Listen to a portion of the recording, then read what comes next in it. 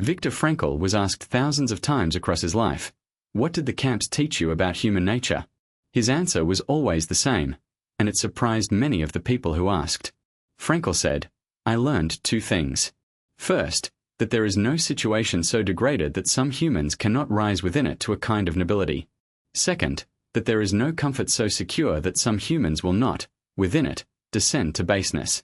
The two findings together form the full picture of what humans are capable of. The surprising part of this answer is the second clause. Most people, hearing about the camps, expect Frankl to emphasize the depravity of the Guards and the SS, the documented evil that emerged from those positions of power. He did not minimize this, but he refused to make it the headline. He insisted on naming first what he had seen of human possibility even there. He described prisoners who, with nothing left, would share their last piece of bread with another.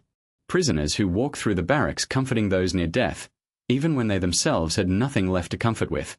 Prisoners who maintained, against every external pressure, a quality of inner attention to other suffering humans that nothing about the situation rewarded.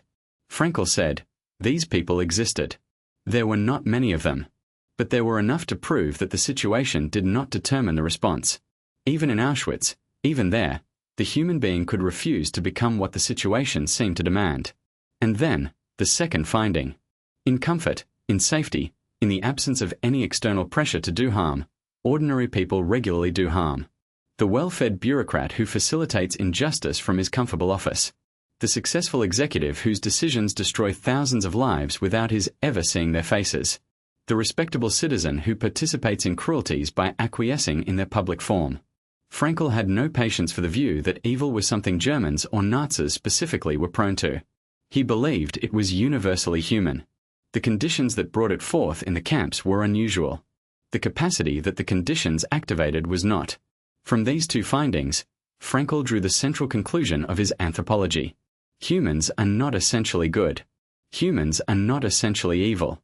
Humans are essentially capable of both, and the question of which capacity becomes actual depends on the inner choice the person makes.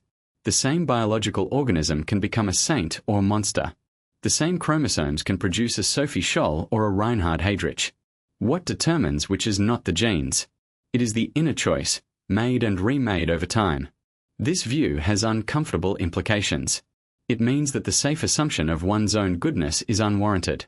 It means that the comforting belief that we, in our comfortable lives, would have resisted Nazism, is statistically very unlikely to be true. Most people did not resist. Most people, in conditions like those, would not have.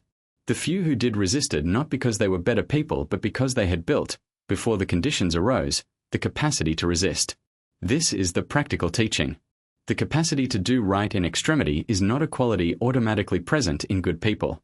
It is a capacity that must be built, in ordinary times, through ordinary choices, so that when extraordinary conditions arrive, the capacity is already there to be drawn upon.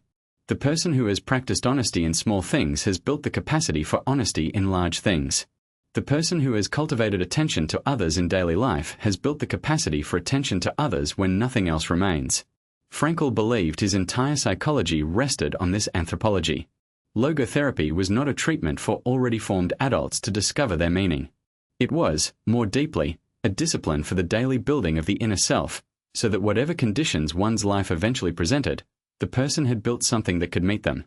The camps revealed what we are capable of in two directions. The question Frankl posed to himself and his readers, every day, for the rest of his long life, was which direction we were, in our ordinary choices, building toward.